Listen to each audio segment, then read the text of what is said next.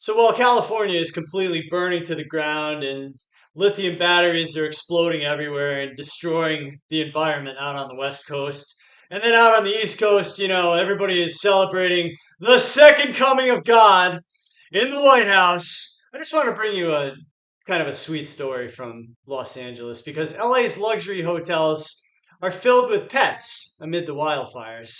So, it's nice that they were able to rescue these dogs and cats and turtles, and now they're living in these wonderful luxury hotels. LA's luxury hotels have opened their doors to wildfire victims and pets.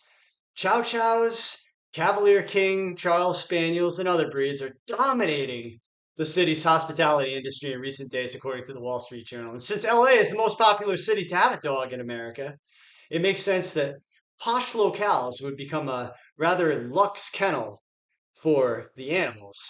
So this is nice. I'm glad that the pets are being rescued. The pets are all in the hotels. The Kimpton Palomar, for example, had more than 250 pets in a 264 room hotel after the Palisades fire.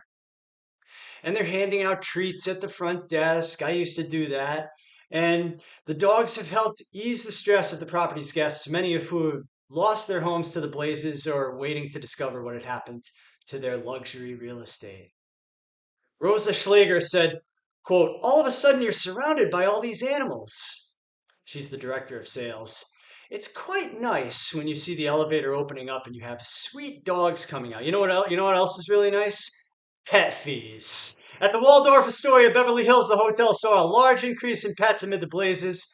Dogs, cats, and turtles arriving alongside their owners. And they make all their dog food in-house, guys. They have a Wagyu beef option on the menu for the dogs, said the marketing manager, Nahal Agani, to the Wall Street Journal. And the Beverly Hilton, meanwhile, has set up dog-friendly spots on the rooftop and in other areas, in addition to handing out the treats. So finally, the increase in pets has its challenges. The hotels have been searching for more dog beds, dog food, and dog toys to mitigate the increased demand, and the hotel employees have stepped up to help the guests open the dog food cans and retrieve the cats from the tough spots, like under the dog bed. I remember this one time I was running this residence in, and we had a cat in the room, and the cat was missing, and the guest had to check out because they had lost their rent relief. The government stopped paying for their free hotel room, so they had to get all their stuff and get the cat and get out of there. The cat disappeared.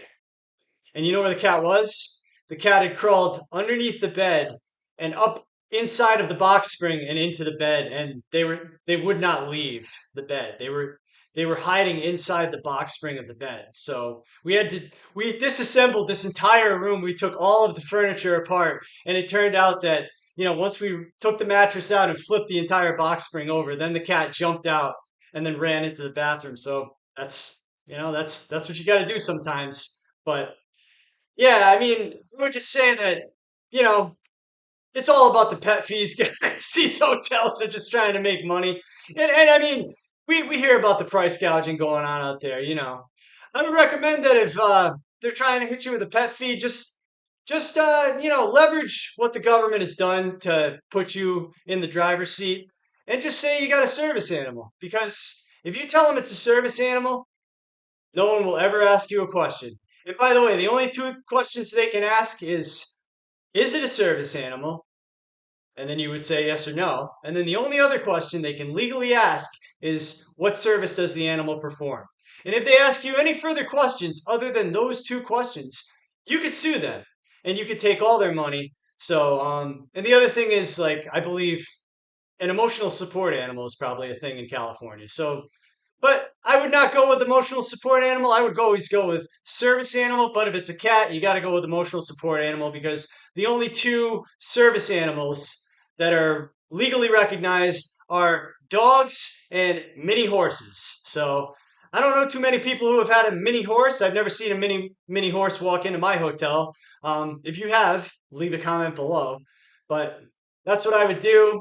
If you want to make sure that your hotel is not going to try to scam you and charge you exorbitant pet fees during this time of crisis, because hotels should not be price gouging. They should not be charging special event rates during this time. So I hope you guys are hanging in there in California. It's terrible what has happened out there. Um, there's a lot of people saying it's a prescribed burn. This is a scam. They wanted to burn it down so they could have the real estate investors come in and then build multifamily low income projects basically.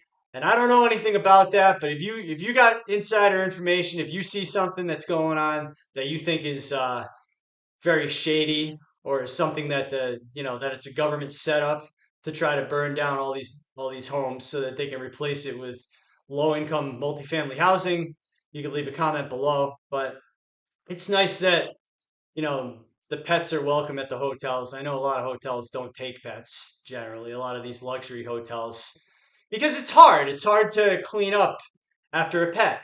It's hard to keep the room in good shape. And a lot of people have allergies to pets. I'm allergic to dogs, so um, never had a dog myself.